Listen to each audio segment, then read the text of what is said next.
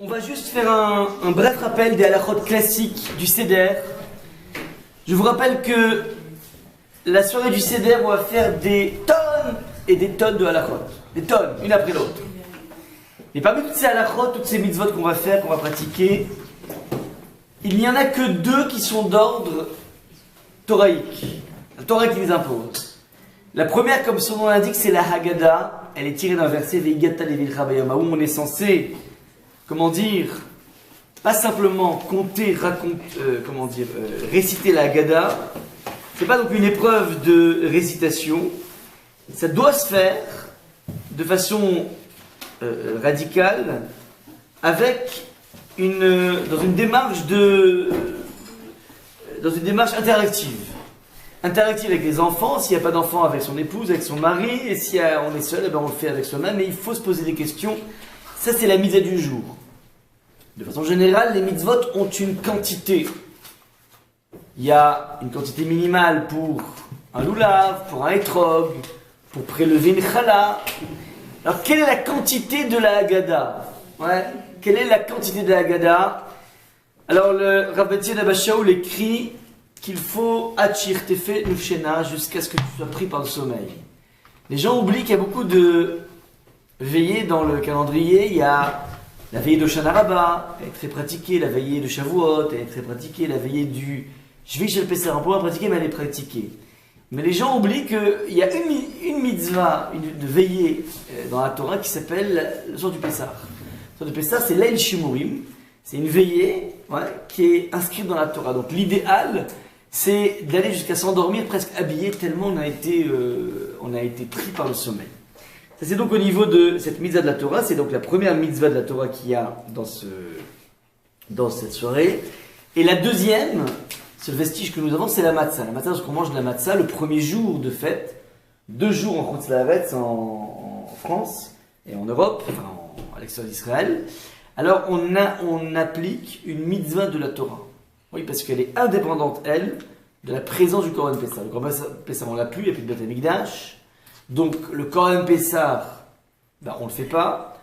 On fait ce qu'on appelle la Fikoman. La Fikoman va un petit peu remplacer le Korban Pessah. C'est de l'ordre des Chachamim. Donc c'est une mitzvah des Chachamim. Et de la même façon, le maror que nous prenons n'est pas bien qu'il soit marqué dans la Torah, mais comme il n'y a plus le Korban Pessah, il devient des Rabbanan, les Chachamim ont imposé. Ouais.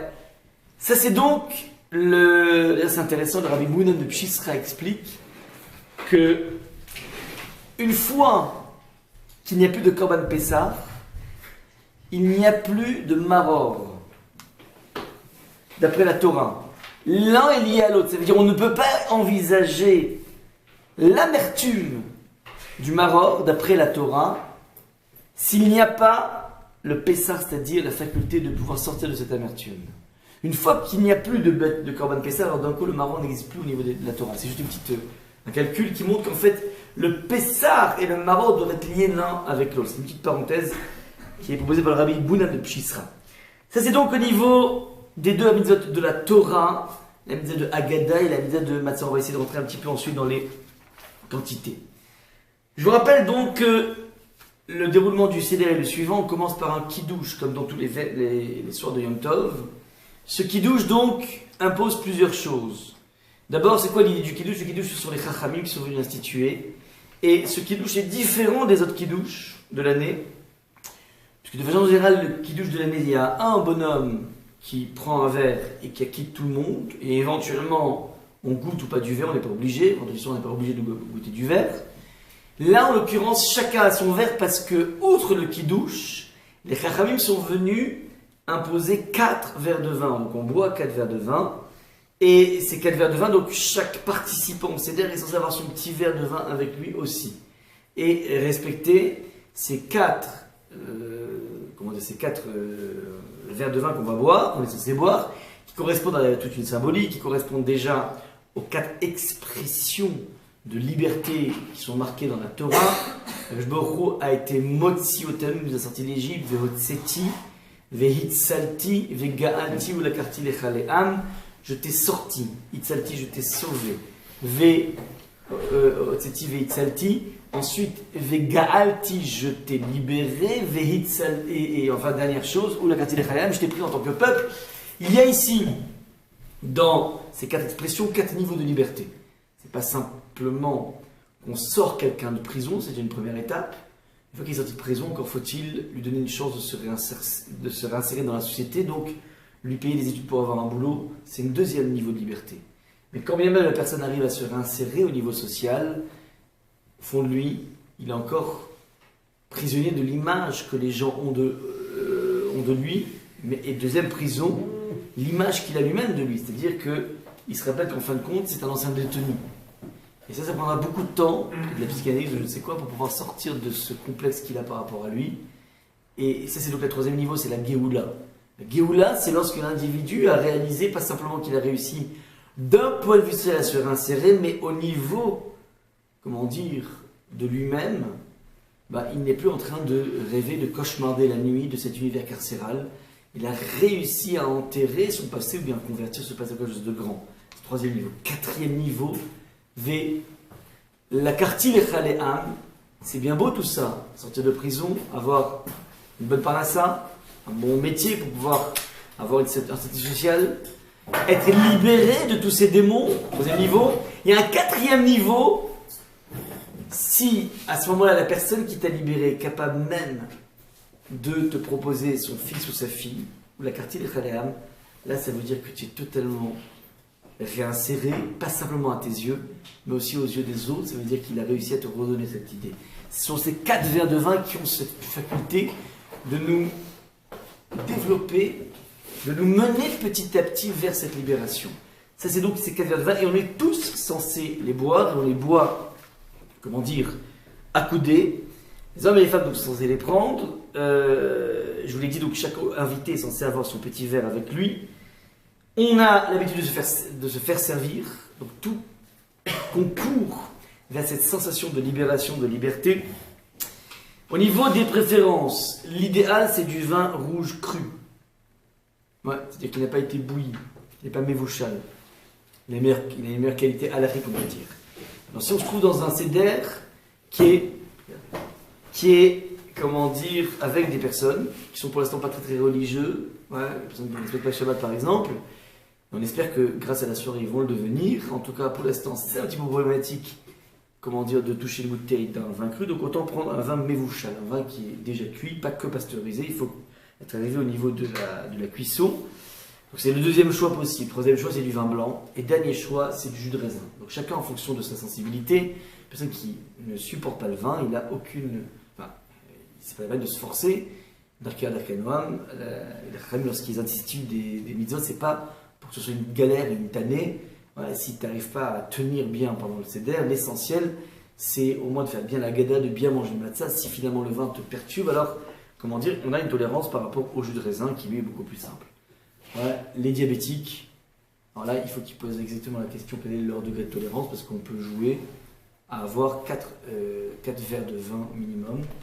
Ouais, donc être dans vraiment le minimum du minimum, donc c'est jouable. Donc chacun des personnes demande évidemment s'il y a une contre-indication, alors on ne joue pas avec ça.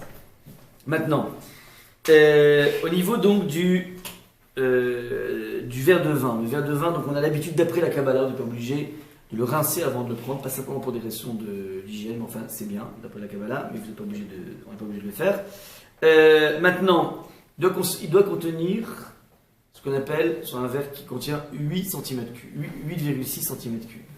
Voilà. Je confonds avec les centilitres, 8,6 centilitres. Donc très simple, pour avoir les idées des normes. Une canette de coca, c'est 33 centilitres. C'est marqué, j'espère qu'ils n'ont pas grugé. Ouais. Je ne sais pas combien on peut mettre, c'est plus que ça, 33 centilitres.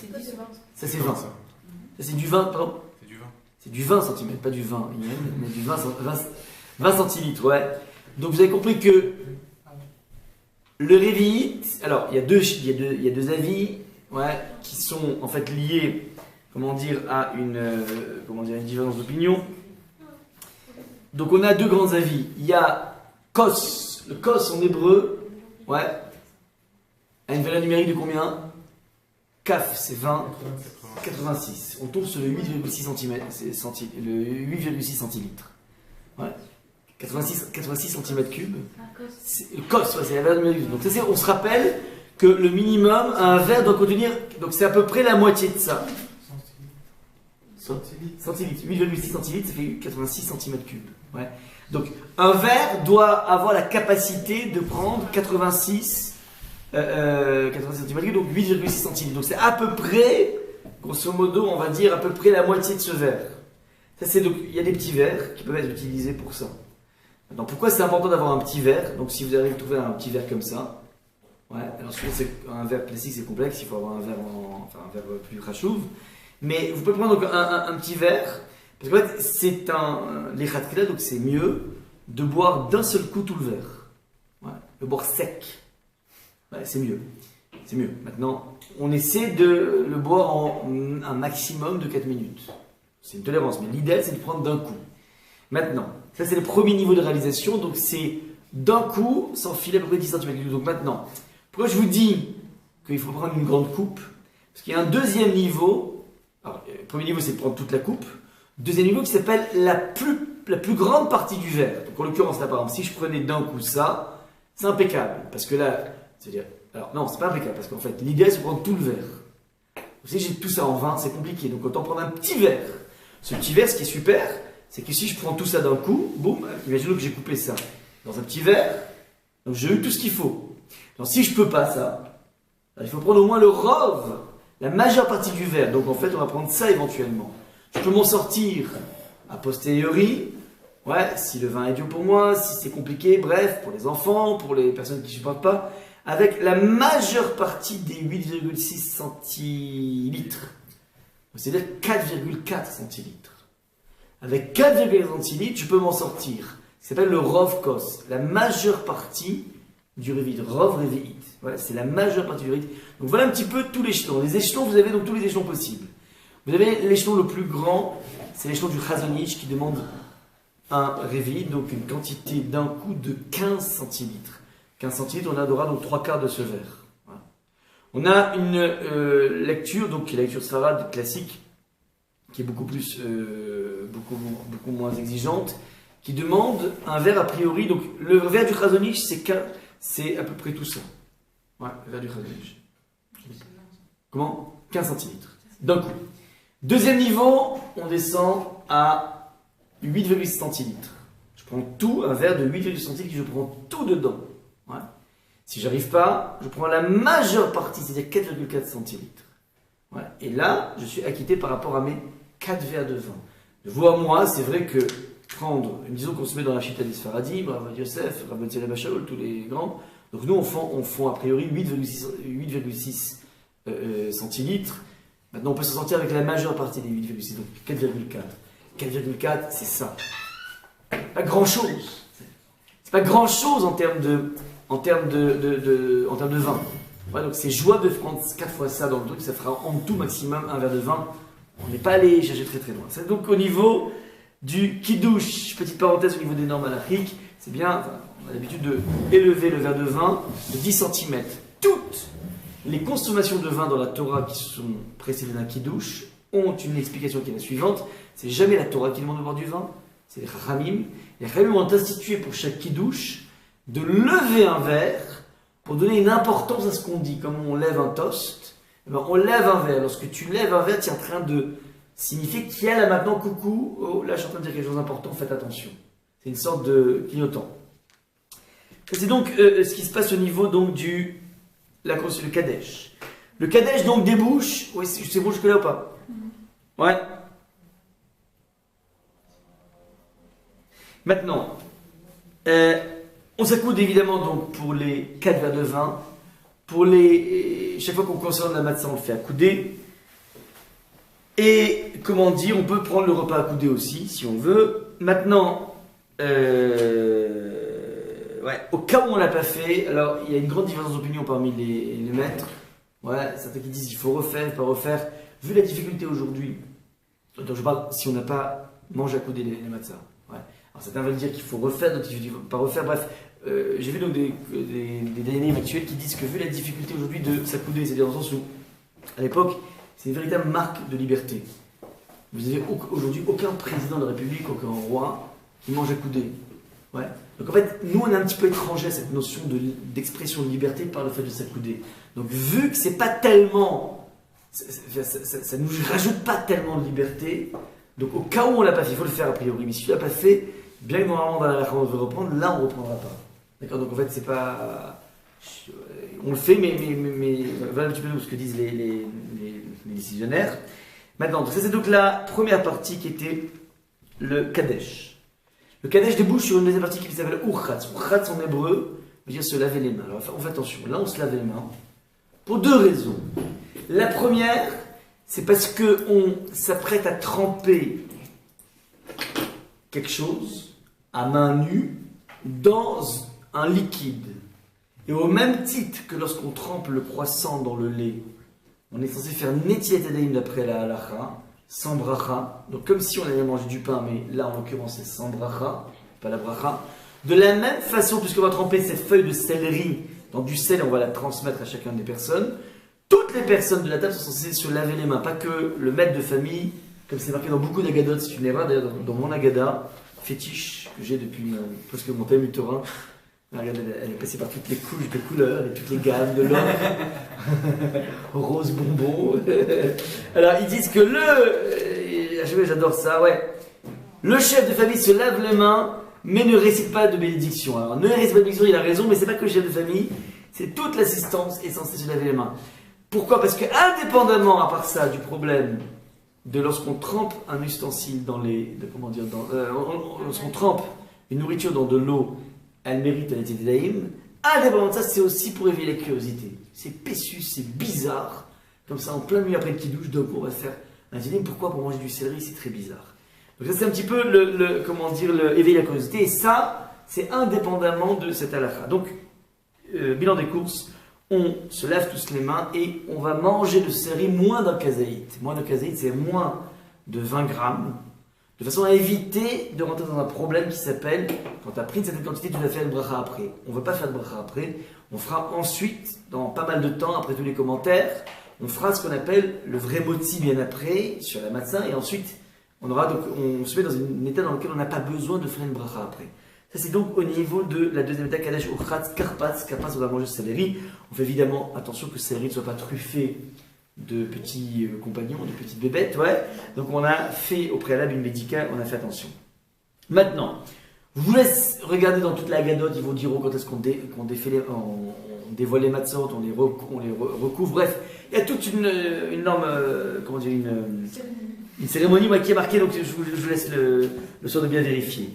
Maintenant, au niveau donc de, après le karpas, on a ce qu'on appelle le yachatz. Yachatz, c'est la partie dans laquelle la plupart des gens s'en mêlent les pinceaux. Ça s'appelle quoi s'en mêler les pinceaux? Ça veut dire que, de façon générale, alors, on a devant nous un plateau avec 3 matzot qui sont complètes. Qu'elles soient rondes ou carrées, il faut qu'elles soient shmurot. Beaucoup de décisionnaires aujourd'hui conseillent de mieux s'acquitter avec une matzah carrée. Ouais, carrée. Attention, avec une excellente surveillance. Ouais. Avec une surveillance qui est shmura carrée. Pourquoi? Parce que les matzot manuelles, alors encore une fois, bon, c'est un débat, mais les matzot manuelles sont faites à la main, comme son nom l'indique. Ouais. Maintenant, lorsque tu fais les choses à la main, alors, Sarah, disons que moi j'ai fait à l'époque, je faisais des matzot quand j'habitais à Nebrak, je peux te dire qu'on vérifie tout. Ouais. Donc, c'est pas trop le temps de la transpiration, c'est qu'il y a un débit qui n'est pas aussi rapide que la machine. Or, étant donné qu'ils ont un impératif de production, toutes les grandes sociétés, alors d'une certaine façon, au niveau statistique, forcément, tu seras dans des zones un petit peu plus délicates que les machines. Les machines, on nous place dans les très très bonnes, dans les excellentes surveillances.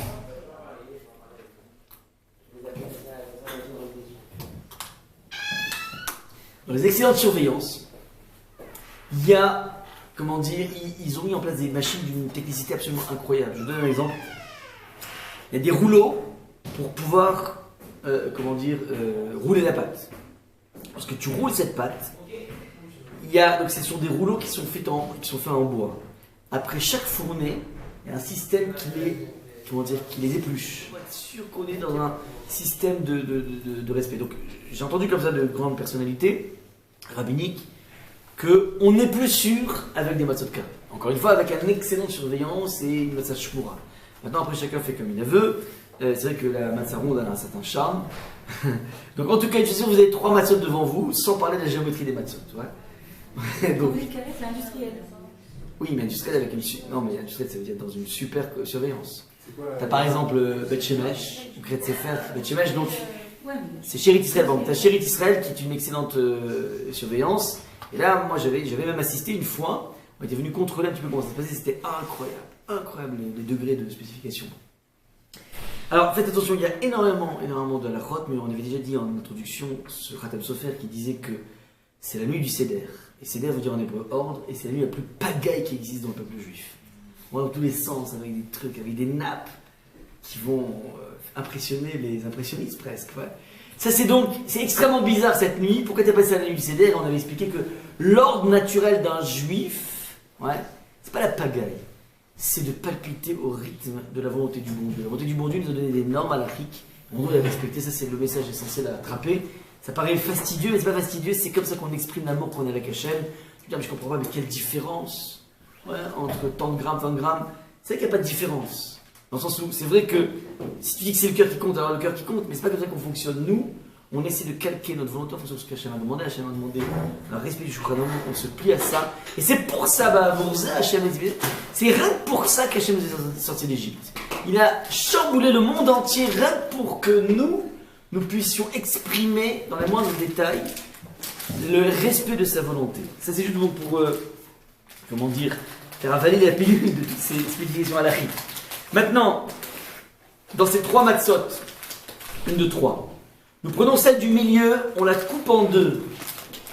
La plus petite partie reste dans le pilotis en question, 1, 2, 3, et la plus grande partie est cachée pour la ficomane. Elle est l'objet d'un jeu avec des enfants, de découverte, chacun a son scénario, je respecte tout le monde, L'essentiel c'est que les choses soient vivantes. Donc c'est pas gamin de jouer à ça, c'est très bien de jouer à ça. Et on va se retrouver dans un plateau avec 3 matzot, une qui est brisée au milieu et 2 qui sont pleines. Les 2 qui sont pleines vont nous permettre de nous acquitter de ce qu'on appelle le lechem mishné, c'est-à-dire le fait d'avoir 2 chalot à Shabbat, à Yom Tov, pour évoquer cette double couverture de la manne. La manne venait avec 2 coussins de couverture. Donc on a nous 2 matzot, Zachor et Shamor, ainsi de suite. Donc on a toujours 2 pains qui sont pleins, qui sont entiers. Donc là on a dans ce pilotis de 3 matzot, on a 2 pains entiers qui vont nous faire le Mishné, et un pain brisé au milieu qui évoque la brisure, la cassure du pauvre, du pain pauvre. Du pain qui n'est pas plein, qui va évoquer la matzah. Donc c'est un petit peu comment les choses vont fonctionner. Maintenant, une fois qu'on est arrivé, à avoir brisé ça, on va commencer la Alachmarania, Bibilou, avec toutes les chitot, toutes les personnes, enfin toutes les us et coutumes, je ne rentre pas du tout là-dedans. Ce qui m'intéresse, c'est on débouche après tout ça sur Rortza. Rortza, c'est un deuxième Netiat Yadayim. C'est un deuxième Netiat Yadayim, qui est cette fois-ci avec Bracha, qui va être fait, pour s'apprêter maintenant à manger la matzah et le motzi. C'est le vrai Netiat classique, donc du Keli. Alors, il est là parce qu'en fait on va manger du motzi, il est là parce qu'en fait entre le moment où on avait fait Netiat avec le karpas et maintenant, il est possible qu'on ait touché des endroits qui méritent de se relever les mains. Bref, donc on refait Netiat avec bracha, tous les assistants. Ce Netiat avec bracha va déboucher sur 2 brachot. Vous voyez dans le Vagadot, on va dire d'un coup, on va s'acquitter de 2 mitzvot. Une mitzvah de la Torah qui s'appelle manger la matzah, et une mitzvah de des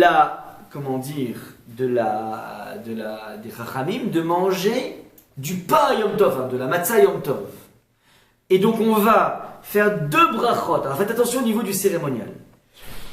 Une fois qu'on a fait l'été on est tous assis, le chef de famille prend le pilotis en question des 3 matzot, je vous rappelle, une en haut, une en bas et une brisée au milieu, et il va faire un motzi lechem min haaretz.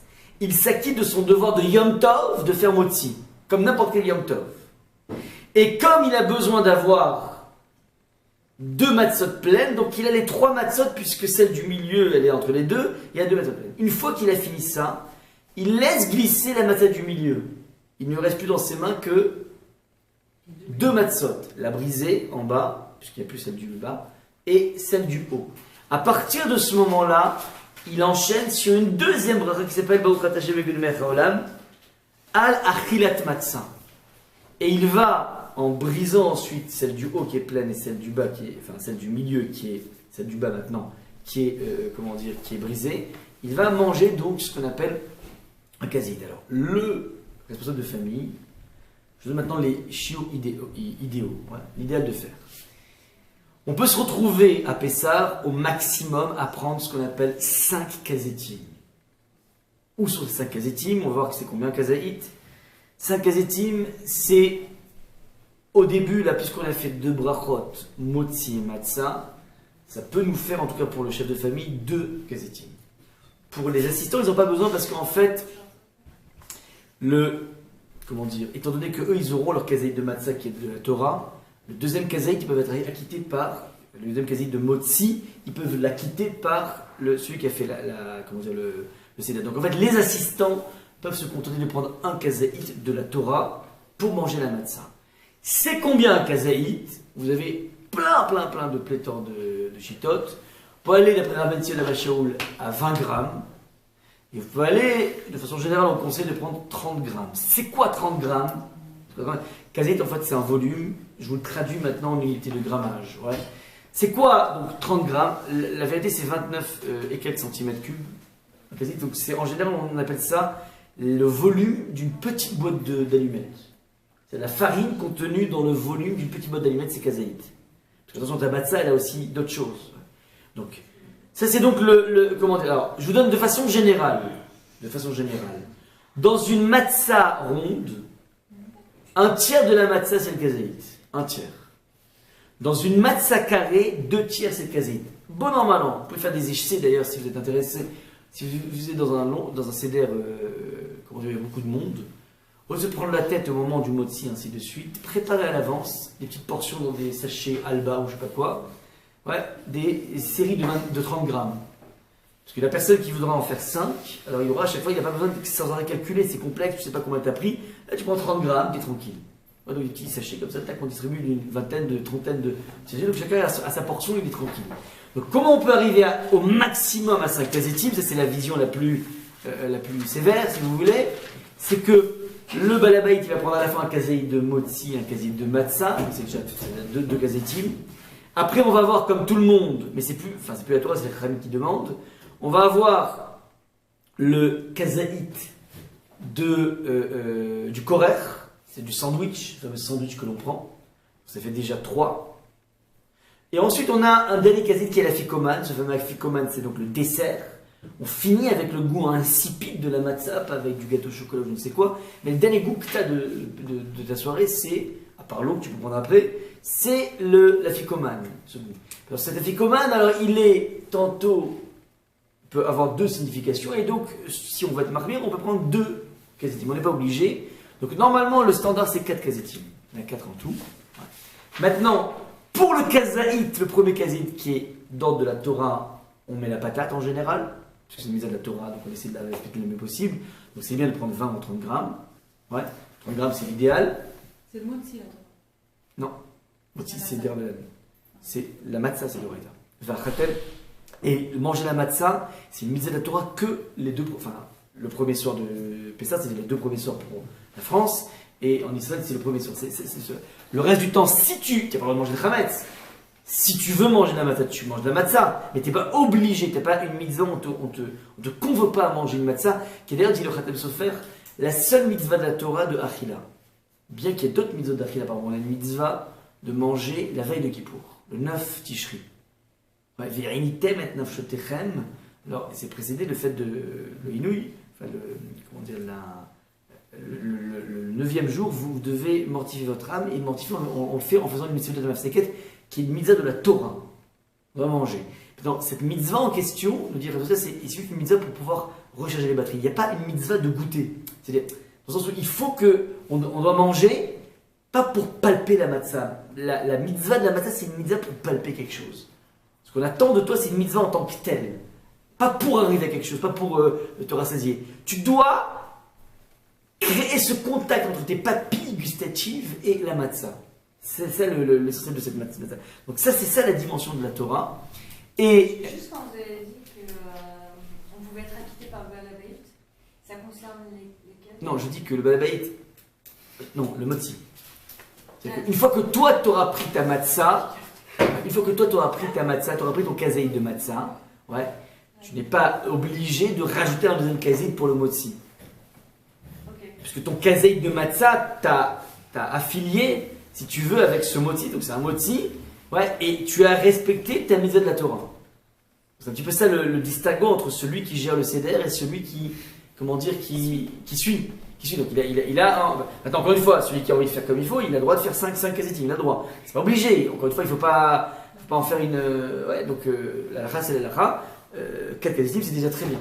Ouais. Et encore une fois, je vous dis, sur le premier kazét, on peut mettre la patate à 30 grammes. Maintenant, sur les autres, on peut être beaucoup moins ambitieux. Ouais, donc on peut, comment dire, avoir comment dire, être un peu moins. Le minimum, un tiers, celui 45. Pardon? Rov Kazaït, après 10. Non, ouais, Rov Kazaït. Non, mais il n'y a pas Rov, non. Rouba de Kassa, c'est une notion de la Gemara.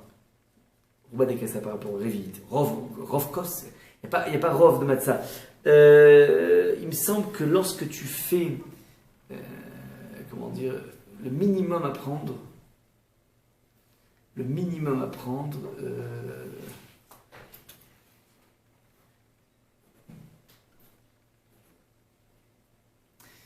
s'il a pris demi, un tiers.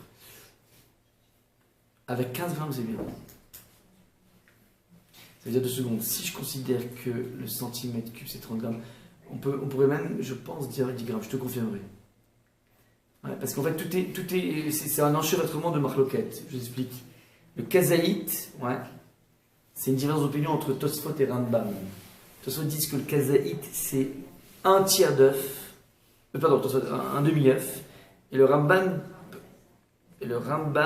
dit que c'est un demi-œuf. Attends, je me suis pas. Ouais, pardon, c'est l'inverse. Tosfot dit c'est un demi-œuf. Et le Rambam, c'est un tiers d'œuf. C'est quoi un œuf, Kabetza? C'est combien un œuf? Ça aussi, c'est une différence d'opinion. Alors, certains disent, le Tsar et le Chazonish, que les œufs d'aujourd'hui sont moitié des œufs d'avant. Ouais. Et d'après d'autres, sinon, c'est les mêmes œufs.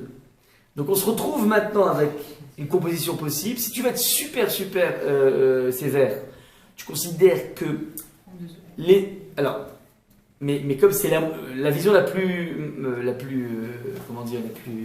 sévère, c'est de dire que une olive c'est un demi-œuf, pas un tiers mais un demi, et l'œuf d'aujourd'hui est 2 fois plus petit que l'œuf d'avant. Donc en 2 mots, d'après le Chazonish, il faudrait prendre un vrai œuf. Un demi, donc le kazaït c'est un œuf, donc c'est comme un œuf d'aujourd'hui. Ouais. Donc c'est là qu'on peut se retrouver avec des, je crois d'après c'est 45 grammes. Le kazaït c'est 45 grammes. Ça c'est la vision la plus, on va dire la plus exagérée. Ouais, certains le font, peu importe. Maintenant, tu as la vision la plus simple, on va prendre les bornes, de dire que finalement les œufs n'ont pas changé. Ouais. Et le kazaït c'est un tiers d'œuf. Donc, un tiers, ça donne 15 grammes.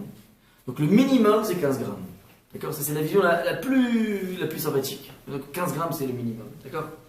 Maintenant, lorsqu'on prend 30 grammes, c'est pas mal comme attitude, parce que ça s'appelle considérer que les...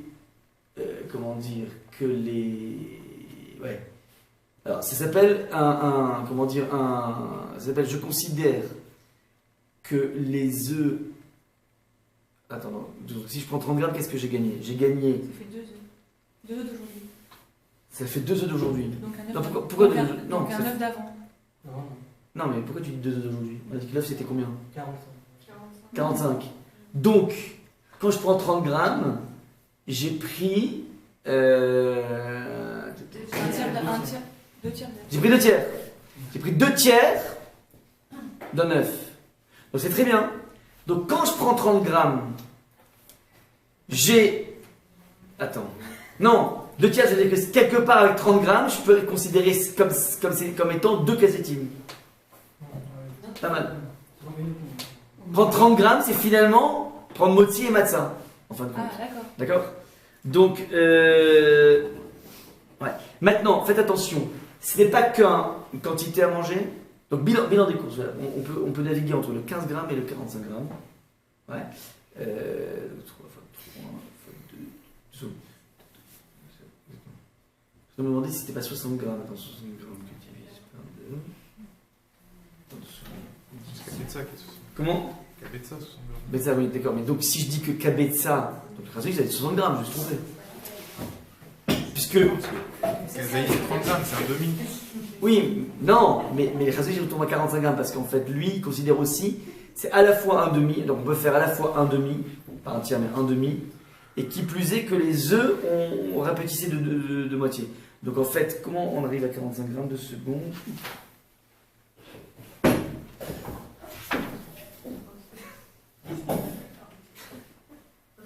Ouais.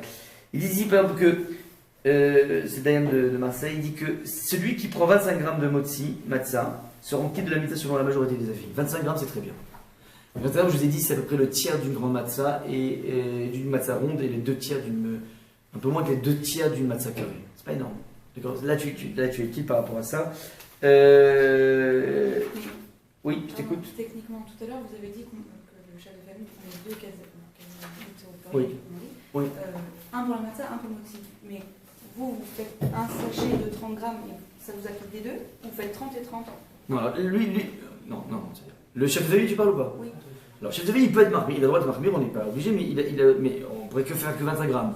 Ouais, maintenant, on peut faire aussi, si on veut, on peut faire deux sachets de 25 grammes ou de 30 grammes. D'accord? Dans ces 2 sachets de 30 grammes, alors attention. Il y a un temps. Ouais, il y a un temps. Alors, c'est complexe. Le temps, il est chronométré à partir. Waouh, il est chronométré à partir du moment où on commence à avaler.